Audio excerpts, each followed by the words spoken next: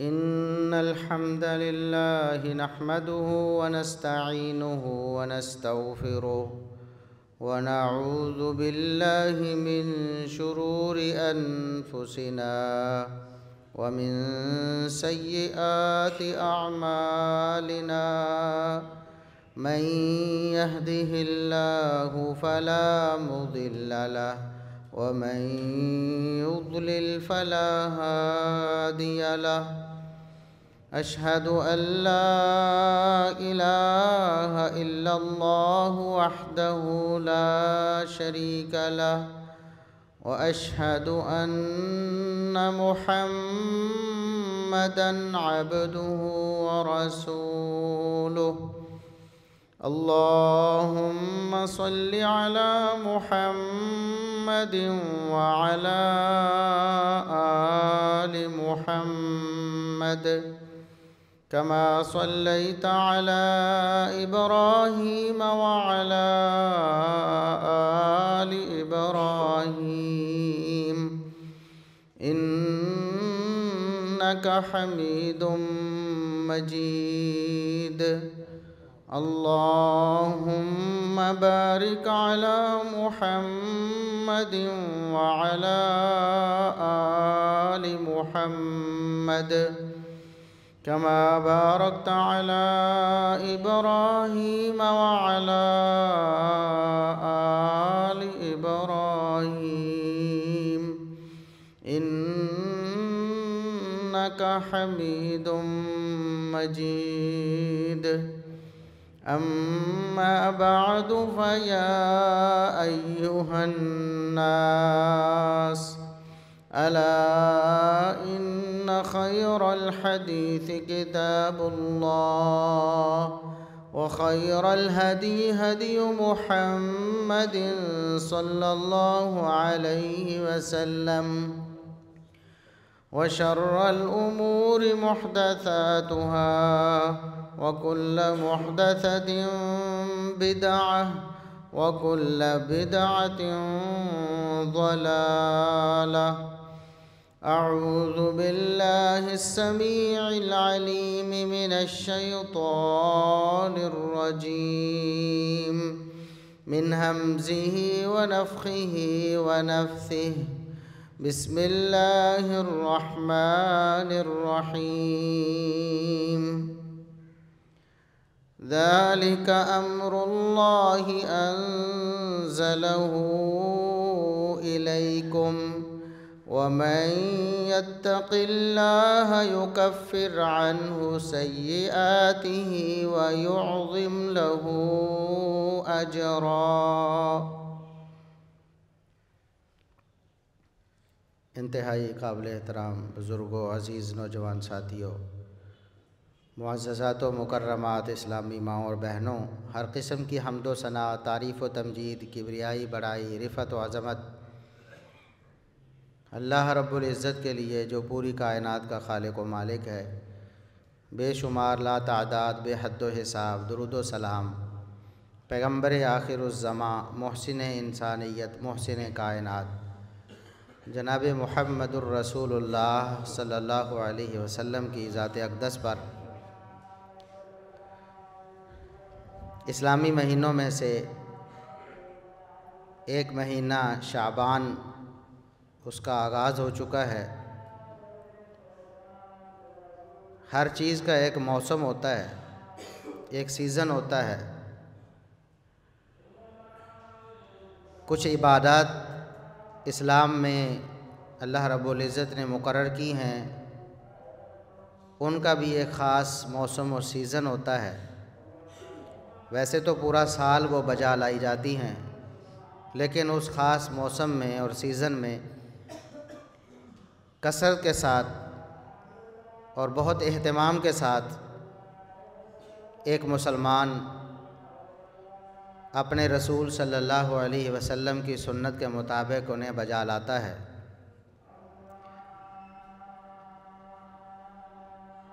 रोज़ा रखना ये इस्लाम में एक बहुत बड़ी इबादत है। आपको मालूम है हम मुसलमान हैं और मुसलमानों के ईमान और उनके इस्लाम की बुनियादें 5 हैं। 5 बुनियादें हैं। बुनियल इस्लाम वाला खम्स, उनमें से एक रमज़ान मुबारक का रोज़ा भी है। रमज़ान के रोज़े रखना ये इस्लाम की बुनियादों में से एक बुनियाद है।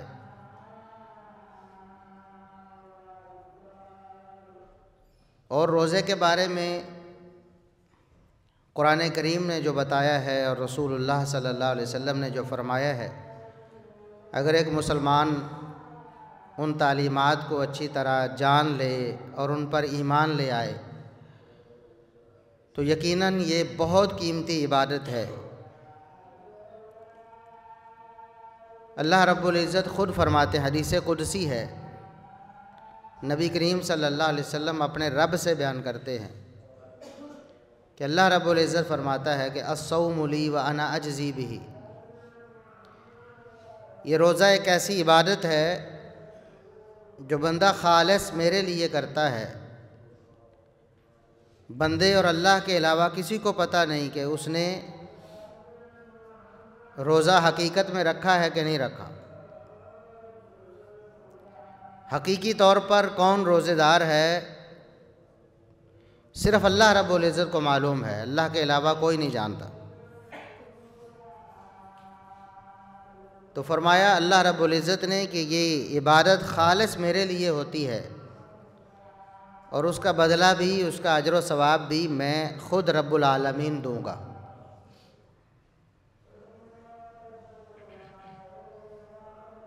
इतनी अजीम इबादत है कि अल्लाह के रसूल सल्लल्लाहु अलैहि वसल्लम फरमाते हैं, अस्सौमु जुन्नतुन, रोज़ा इंसान और गुनाहों के दरमियान ढाल है, रुकावट है। एक इंसान रोज़ा रखता है, रोज़ों का एहतमाम करता है, गुनाह उसके करीब नहीं आ सकते। ये एक ऐसी शील्ड है जो अल्लाह रब्बुल इज़्ज़त की बताई हुई है। कोई गुनाह इस शील्ड को पार नहीं कर सकता, बंदे तक पहुंच नहीं सकता। बड़ी अजीमुशान इबादत है। उसके फ़ज़ाइल आप सुनते रहते हैं रमज़ान मुबारक में, लेकिन आज इस खुतबे में उसके ज़िक्र का एक मकसद है। वो ये है कि जिस तरह हम नफली नमाज़ें अदा करते हैं फ़र्ज़ी नमाज़ों के साथ साथ, मेरा नहीं ख्याल को मुसलमान ऐसा हो जो सिर्फ़ फ़र्ज़ की रकात पढ़ता हो और उसने नफल ना पढ़े हों कभी, या पढ़ता ना हो, या किसी दिन उसने बिल्कुल कोई भी नफल ना पढ़ा हो। फजर की नमाज़ पढ़ेगा तो उससे पहले 2 सुन्नतें अदा करेगा,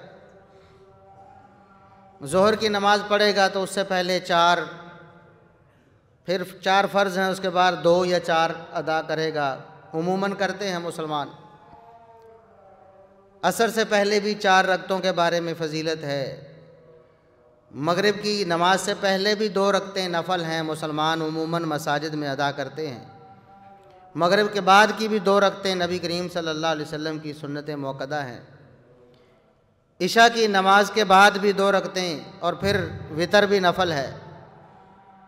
अगर कोई मुसलमान बहुत सुस्त है, सारी नहीं तो कुछ ना कुछ तो पढ़ता ही होगा और पढ़नी चाहिए,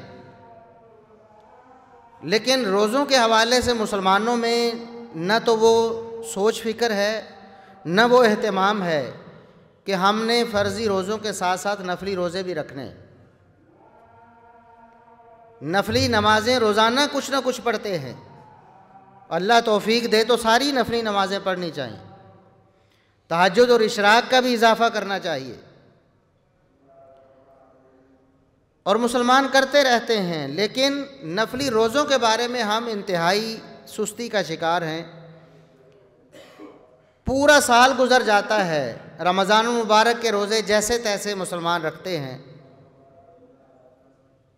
बहुत से लोग नहीं भी रखते, लेकिन अल्लाह ने जिन्हें तौफ़ीक दी है रमज़ान मुबारक के रोज़े तो रखते हैं, लेकिन उसके बाद पूरा साल भूल जाते हैं। पूरा साल इतनी सुस्ती और इतनी काहली है नफली रोज़ों के बारे में, हालांकि ये बहुत अजीम इबादत है।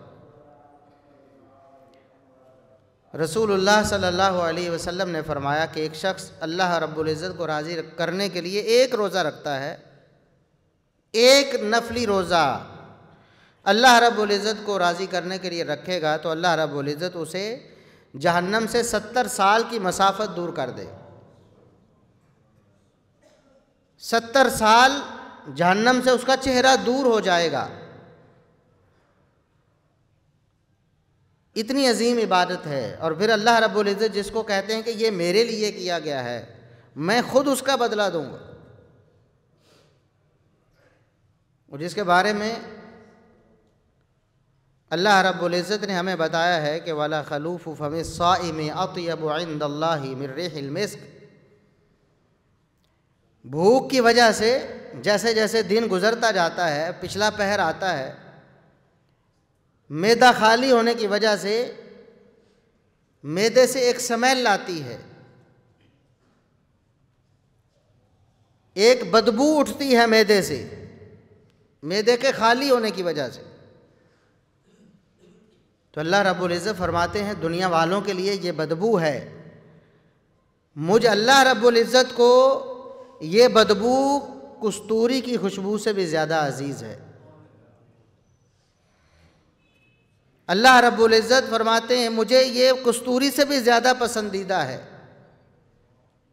और कस्तूरी सबसे उम्दा तरीन खुशबू, उससे भी ज़्यादा अल्लाह रब्बुल इज़्ज़त को पसंद एक मुसलमान के रोज़ा रखने की वजह से, खाली पेट होने की वजह से उसके मैदे से उठने वाली बदबू। इतनी अजीम इबादत है।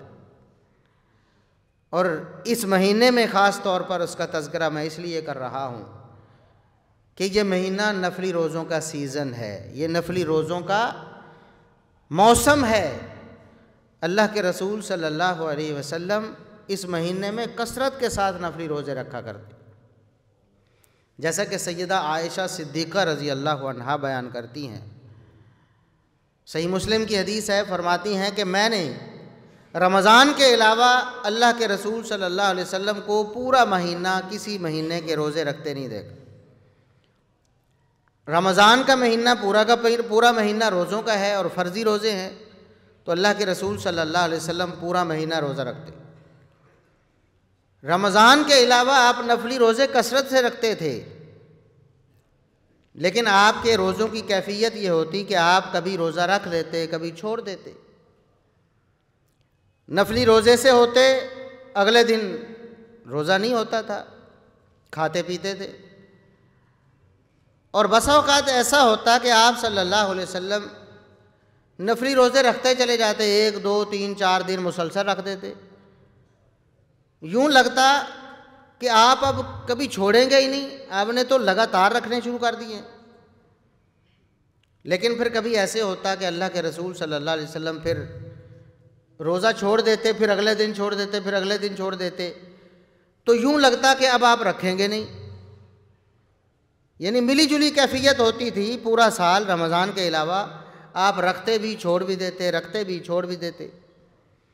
लेकिन जब शाबान का महीना आता, जो रमज़ान से मुत्तसिल पहले है, जिसका अभी आगाज़ हो चुका है, तो सैयदा आयशा रज़ी अल्लाह अन्हा फरमाती हैं कि नबी करीम सल्लल्लाहु अलैहि वसल्लम तकरीबन पूरे महीने के रोज़े रखते। कोई शाज़ो नादर ही, कोई बहुत थोड़े रोज़े आपसे रह जाते, वरना आप सल्लल्लाहु अलैहि वसल्लम पूरा महीना रोज़ा रखते, नफली रोज़े रखते। तो यूँ मुसलमानों के लिए ये शाबान का महीना नफली रोज़ों के लिए एक मौका है, एक सीज़न है, ये नफली रोज़ों का मौसम है। तो हमें भी चाहिए कि हम अल्लाह रब्बुल इज़्ज़त को राज़ी करने के लिए, अल्लाह रब्बुल इज़्ज़त की रज़ा हासिल करने के लिए, और वो तमाम अजर व सवाब जो अल्लाह रब्बुल इज़्ज़त रोज़ों की वजह से देते हैं, उसे हासिल करने के लिए हम इस महीने में कसरत से रोज़े रखें। और फिर अभी अल्लाह रब्बुल इज़्ज़त का फ़ज़ल व करम है कि रमज़ानुल मुबारक भी निस्बतन बेहतर मौसम में आ रहा है। गर्मी की शिद्दत से पहले ही रमज़ानुल मुबारक ख़त्म हो जाएगा, और शाबान का महीना तो उससे भी पहले है, और अभी गर्मी की वो शिद्दत नहीं है जिसकी वजह से इंसान को बहुत ज़्यादा भूख प्यास बर्दाश्त करना पड़ती है। वैसे तो भूख प्यास बर्दाश्त करना जिस कदर ज़्यादा होगी उस कदर अजर भी ज़्यादा होगा, लेकिन फिर भी हम जैसे सुस्त और काहल और सहल पसंद लोगों के लिए ये बहुत बड़ी गनीमत है कि इस मौसम में शाबान आया है और रमज़ान भी आ रहा है, तो हम शाबान में कसरत से नफली रोज़े रखें और फिर रमज़ान में पूरा महीना फ़र्ज़ी रोज़े रखें और अपने अल्लाह रब्बुल इज़्ज़त को राज़ी कर लें। इतना अज़ीमुश्शान अमल है नफली रोज़ों का। रसूलुल्लाह सल्लल्लाहु अलैहि वसल्लम फरमाते हैं अल्लाह रब्बुल इज़्ज़त ने जन्नत के दरवाज़े बनाए हैं। जन्नत के 8 दरवाज़े हैं, जहन्नम के 7 दरवाज़े हैं और जन्नत के 8 दरवाज़े हैं। इससे भी अल्लाह रब्बुल इज़्ज़त की रहमत की वुसअत का अंदाज़ा होता है कि जहन्नम के 7 और जन्नत के 8 दरवाज़े हैं। एक दरवाज़ा जन्नत का ज़्यादा रखा अल्लाह रब्बुल इज़्ज़त, और जन्नत के सब दरवाज़ों के अल्लाह रब्बुल इज़्ज़त ने नाम रखे हैं, और वो नाम उस दरवाज़े से गुज़रने वालों की मुनासबत से रखे हैं। उन दरवाज़ों में से एक दरवाज़ा जिसका नाम ही बाबुर रैयान है, उस दरवाज़े में से सिर्फ रोज़ेदारों ने दाखिल होना है। मुहम्मदुर रसूलुल्लाह सल्लल्लाहु अलैहि वसल्लम फरमाते हैं रोज़ेदारों के अलावा उस दरवाज़े में से कोई दाखिल नहीं होगा। अब सोचने की बात है कि हर मुसलमान रोज़े रखता है, नमाज़ें पढ़ते हैं, रोज़े रखते हैं, ज़कात अदा करते हैं, सदका व खैरात करते हैं, फिर वो लोग कौन होंगे जो बाबुर रैयान से दाखिल होंगे जिससे सिर्फ रोज़ेदारों ने दाखिल होना है? तो उसका सीधा सा मतलब है जो हर शख्स को समझ आता है कि फ़र्ज़ी रोज़ों के साथ साथ नफली रोज़ों का ख़ास एहतमाम करने वाले, ख़ास तौर पर नफली रोज़ों का एहतमाम करने वाले और कसरत से रखने वाले, ये वो लोग होंगे जिनको अल्लाह रब्बुल इज़्ज़त की तरफ से ये तमगा और एवार्ड दिया जाएगा कि ये रोज़ेदार है। जो फ़र्ज़ी रोज़ों के साथ साथ नफल रोज़े भी कसरत से रखते रहे तो अल्लाह रब्बुल इज़्ज़त फरमाएंगे इस दरवाज़े से दाखिल हो जाओ, ये तुम्हारा एज़ाज़ है कि अल्लाह रब्बुल इज़्ज़त ने एक दरवाज़ा बनाया है ख़ास तौर पर तुम्हारे लिए, तुम्हारे एज़ाज़ में, तुम्हारे प्रोटोकॉल में, कि तुम अपने कसरत से नफली रोज़ों के सबब इस दरवाज़े से जन्नत में दाखिल हो जाओ। नमाजी होगा तब भी, हाजी होगा तब भी, सखी होगा तब भी, बाकी मामलात में आगे बढ़ने वाला होगा तब भी, बाबुर रैयान से सिर्फ़ और सिर्फ कसरत से नफली रोज़े रखने वाले दाखिल हों, और कोई उस दरवाजे से दाखिल नहीं हो। और फिर हम दुनिया की रंगीनियों में हम मगन हैं, मादा परस्ती का दौर है, सुस्ती और काहली का शिकार हैं, बहुत ज़्यादा जराइम हमसे सरजद हो जाते हैं, बहुत सारे गुनाह हमसे उनका इर्तिकाब हो जाता है। रोज़मर्रा की ज़िंदगी में बहुत ज़्यादा हम अल्लाह की नाफरमानियाँ कर लेते हैं।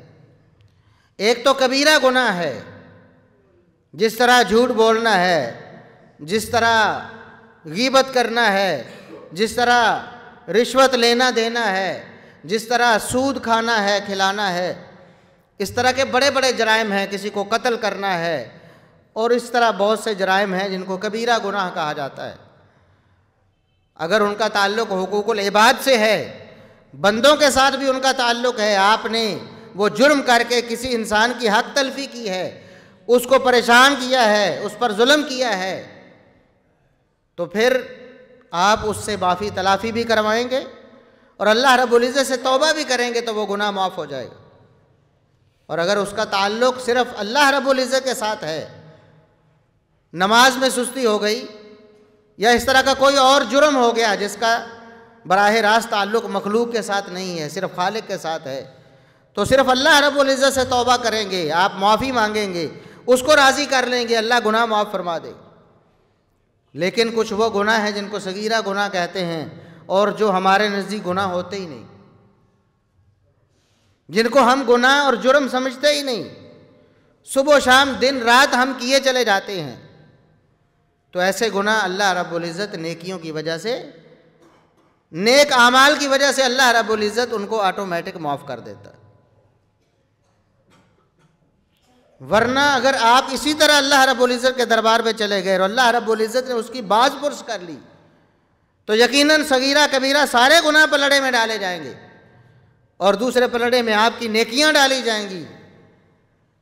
और फिर जिसका नेकियों वाला पलड़ा भारी हो गया वो जन्नत का हकदार हो जाएगा, और खुदा न खास्ता जिसका बुराइयों वाला पलड़ा भारी हो गया और अल्लाह का फजल और रहमत ना हुआ तो हमारा आज का जो मामूल है और जो हमारे तर्ज ज़िंदगी हैं जो, उसके हिसाब से तो हम दिन रात बुराइयां ही करते हैं।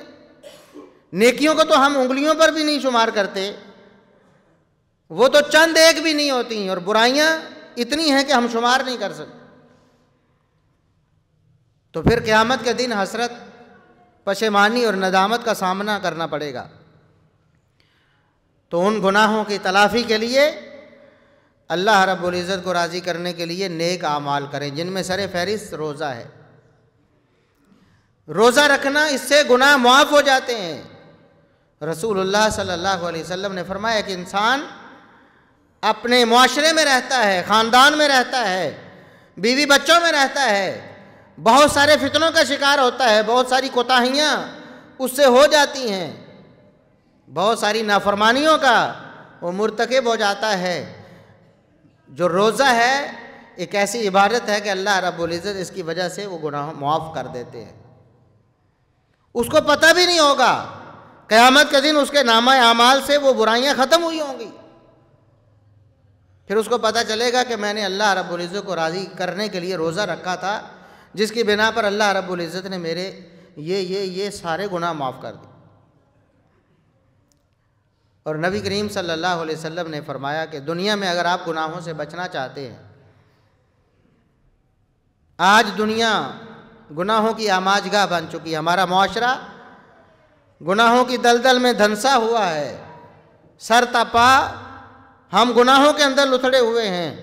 और गली मोहल्ले में, बल्कि गली मोहल्ला तो दूर की बात है, घर में बैठे हुए आपके हाथ में मोबाइल भी है तो तब भी आप कितने गुनाहों का इर्तिकाब कर रहे होते। और फिर गुनाहों की लत लग जाती है, वो आपसे छूटती नहीं है, इतने आप उनके खूगर हो जाते, इतने आदी बन जाते हैं, नशा हो जाता है उस गुनाह का, और उसके बगैर आपको नींद ही नहीं आती, उसके बगैर आपको चैन ही नहीं आता, आपका दिन ही नहीं गुजरता जब तक आप वो गुनाह सरजद, आप उस गुनाह का इर्तिकाब ना कर लें। चाहे उसका ताल्लुक हाथों से हो, चाहे उसका ताल्लुक कानों से हो, चाहे उसका ताल्लुक आंखों से हो। तो गुनाहों से इंसान अपने आप को बचाना चाहता है, लेकिन फिर भी बचा नहीं पाता, कोशिश करता, कहता मैं बहुत कोशिश करता हूँ, मैं गुनाहों से बच नहीं पाता हूँ। मौलवी साहब मुझे कुछ बताएं कि मैं गुनाहों से अपने आप को दूर कैसे रखूँ। तो वो नुस्खा मुहम्मदुर रसूलुल्लाह सल्लल्लाहु अलैहि वसल्लम के ज़रिए अल्लाह रब्बुल इज़्ज़त ने हमें बताया है। अस्सौमु जुन्नतुन, रोज़ा गुनाहों के दरमियान रुकावट है, ढाल है। आप अल्लाह को राज़ी करने के लिए रोज़ा रखेंगे, अल्लाह रब्बुल इज़्ज़त आपको गुनाहों से दूर कर देगा और गुनाहों को आपसे दूर कर देगा। खुसूसन नौजवान तबका, मुहम्मदुर रसूलुल्लाह सल्लल्लाहु अलैहि वसल्लम ने ख़ास तौर पर उनको तंबीह फरमाई है, हुक्म फरमाया। पहले फरमाया या माशर शबाब मन इस्तताअ मिनकुमुल बाअत फलयतज़व्वज, तुम में से जो भी शादी करने की ताकत रखता है, उसको पता है कि मैं शादी कर सकता हूँ, उसको चाहिए कि फ़ौरन शादी करे। निकाह करने में, शादी करने में ज़रा भर भी देर ना करे। जो भी जवान हो गया है, और अब कुछ लोग तो कहते 35 साल से पहले वो जवान ही नहीं होते। हमारे मुआशरे में 30-35 साल से पहले तो वो बच्चा ही रहता है, अपने पाँव पे खड़ा ही नहीं होता, और वो बच्चा रहता है तो फिर उसका निकाह तो उसकी तरफ सोच भी नहीं जाती, सोचा भी नहीं जाता। हमारा इस्लाम क्या कहता है, हमारे पैगंबर इस्लाम सल्लल्लाहु अलैहि वसल्लम क्या फरमाते, आपकी तालीम क्या है। हर वो शख्स जवान है जो बालिग हो चुका है,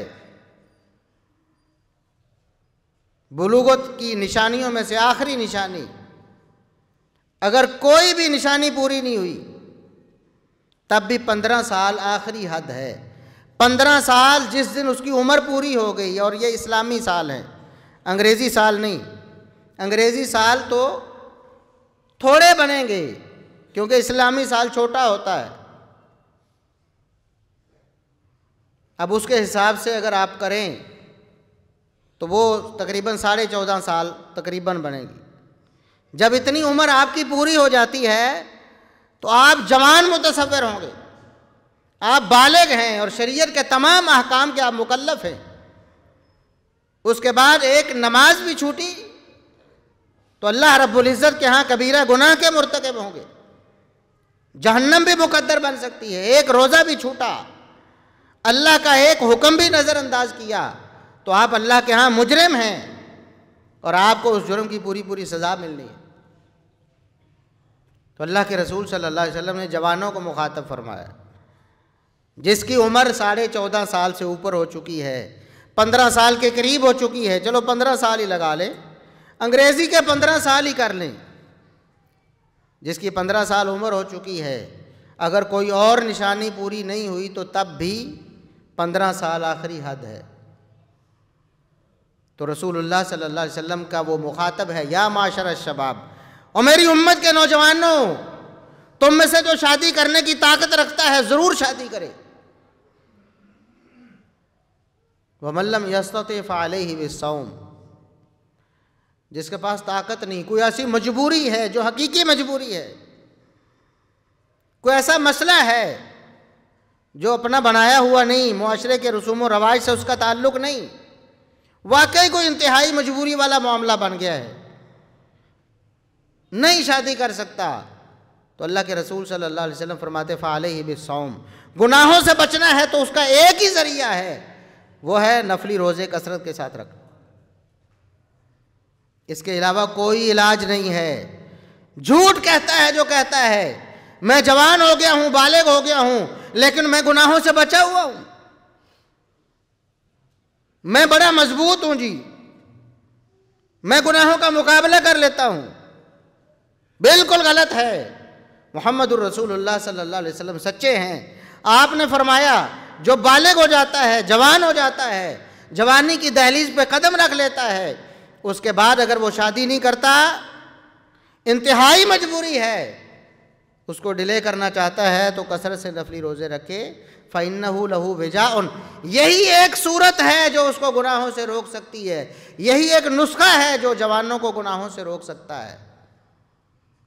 सबसे पहले तो हमें अपने मुआशरे के जो खुद साख्ता रसूम व रवाज हैं, जिनके अंदर हम जकड़े हुए हैं, हमें उनसे अपने आप को आज़ाद करना होगा।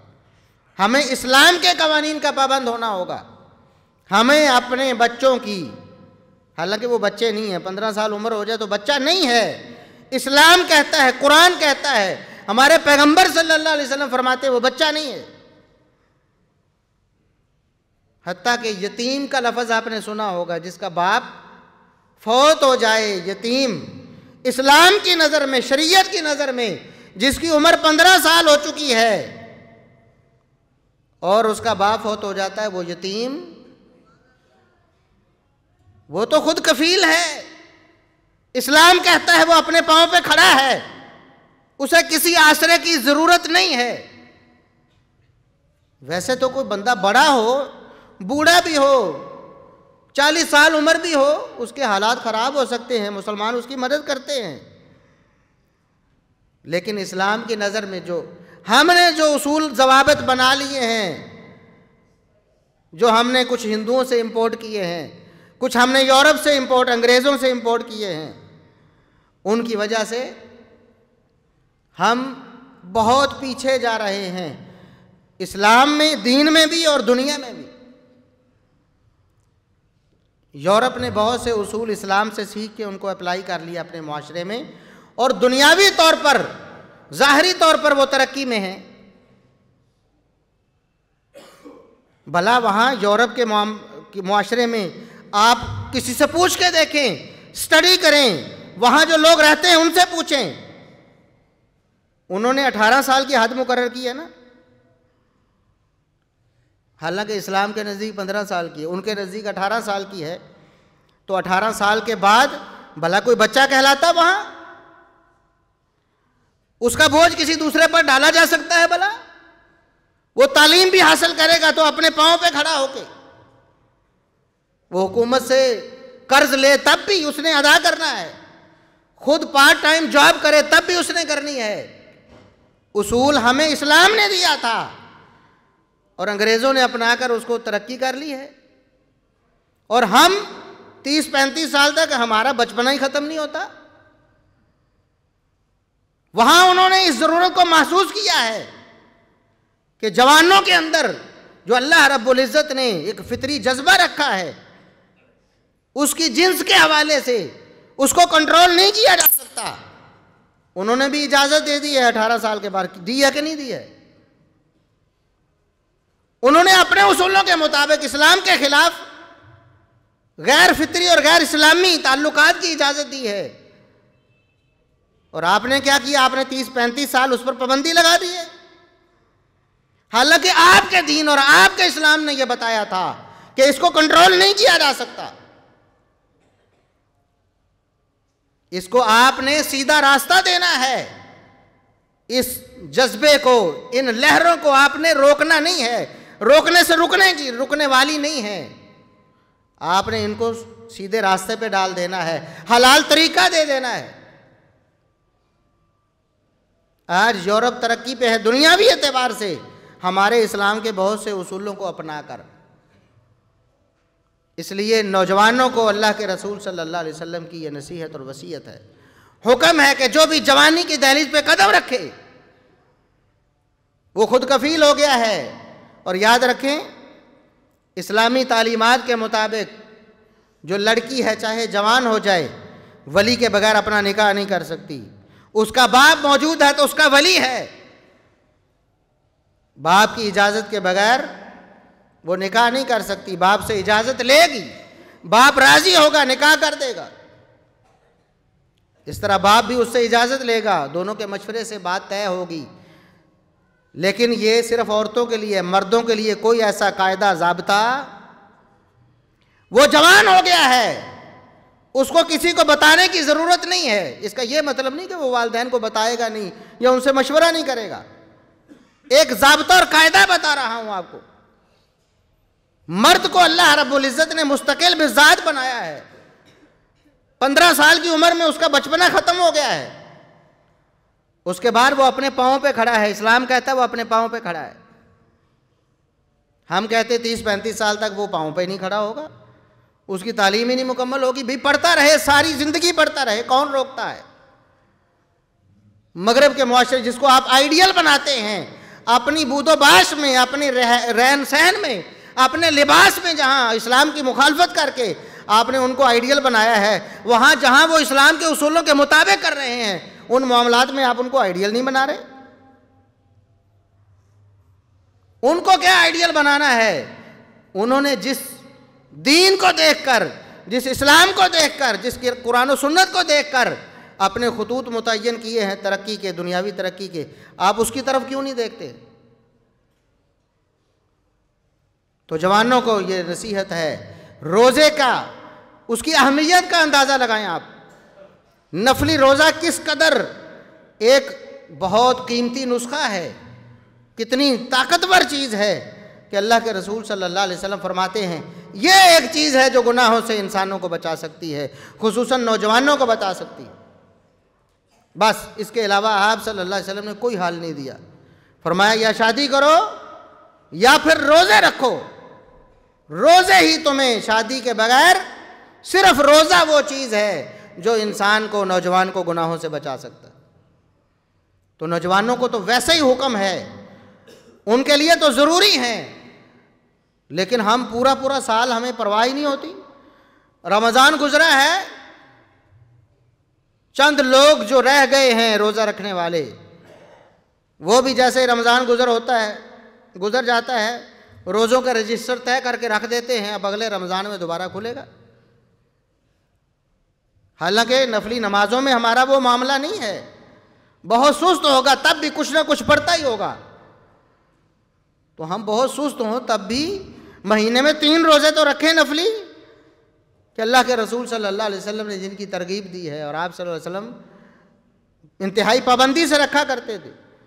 सोमवार और जुमेरात का रखें आप, कि अल्लाह के रसूल सल्लल्लाहु अलैहि वसल्लम ने फरमाया सोमवार और जुमेरात को हफ्ते के आमाल अल्लाह रब्बुल इज़्ज़त के यहाँ पेश होते हैं। 2 दफ़ा हफ्ते में आमाल फरिश्ते रजिस्टर लेकर अल्लाह रब्बुल इज़्ज़त के पास जाते हैं। ड्यूटी चेंज होती है हफ्ते में 2 दफ़ा, तो जो कुछ उन्होंने लिखा होता है अल्लाह रब्बुल इज़्ज़त के दरबार में पेश करते हैं। तो अल्लाह के रसूल सल्लल्लाहु अलैहि वसल्लम फरमाते हैं मैं चाहता हूँ कि जब मेरा नामा अमाल अल्लाह रब्बुल इज़्ज़त के पास पेश हो तो उस वक़्त मैं रोज़े की हालत में हूँ, क्योंकि इससे ज़्यादा कीमती अमल नहीं है। मैं चाहता हूँ कि रोज़े की हालत में मेरा अमल अल्लाह रब्बुल इज़्ज़त के सामने पेश किया जाए और अल्लाह मुझसे राज़ी हो जाए। हमने तो कुछ भी नहीं किया। 6 रोज़े हैं शव्वाल के, जो अल्लाह के रसूल सल्लल्लाहु अलैहि वसल्लम फरमाते रमज़ान के रखे हैं, और 6 रोज़े शव्वाल में रख लिए हैं। ऐसा ही है जैसा कि पूरे साल के रोज़े रखे हैं, हमने उनको भी छोड़ दिया है और पूरा साल गुजर जाता है। और अब शाबान आ गया है, जिसके बारे में आपने समाअत फरमा लिया है कि अल्लाह के रसूल सल्लल्लाहु अलैहि वसल्लम बहुत कसरत के साथ, गोया कि पूरा महीना, शायद ही कोई एक आध रोज़ा छूट जाता हो, रमज़ान के अलावा पूरा महीना किसी महीने का रोज़ा रसूलुल्लाह सल्लल्लाहु अलैहि वसल्लम ने नहीं रखा सवाए शाबान के, यानी कि तकरीबन पूरे महीने का रोज़ा। तो हमारे पास मौका है, अभी शाबान शुरू हुआ है, हम अल्लाह रब्बुल इज़्ज़त को राज़ी करने के लिए रोज़े रखें। इससे हमें दुनियावी फ़ायदे भी हासिल होंगे, उखरवी फ़ायदे भी हासिल होंगे। अब दुनिया बताती है, साइंस बताती है, मेडिकल साइंस बताती है, डॉक्टर्स बताते हैं कि रोज़ा रखना ये आपके ब्लड प्रेशर के लिए, आपकी शुगर के लिए, आपके दीगर निज़ाम इंहज़ाम के लिए, मैदे के लिए बहुत अच्छा है। तो आप तो अल्लाह रब्बुल इज़्ज़त को राज़ी करेंगे, साथ साथ आपको दुनियावी फ़ायदे भी हासिल हो जाएंगे। आपके अंदर डिसिप्लिन आएगा, आपके अंदर कुव्वत बर्दाश्त आएगी, आपके अंदर संजीदगी आएगी, आपके अंदर मतानत आएगी, आपके कौल फेल में मजबूती आएगी रोज़े की वजह से। उखरवी फ़ायदों के साथ साथ दुनियावी फ़ायदे भी हैं। अल्लाह रब्बुल इज़्ज़त हमें अमल करने की तौफ़ीक़ अता फ़रमाए। व आखिरु दावाना अनिल हम्दुलिल्लाहि रब्बिल आलमीन।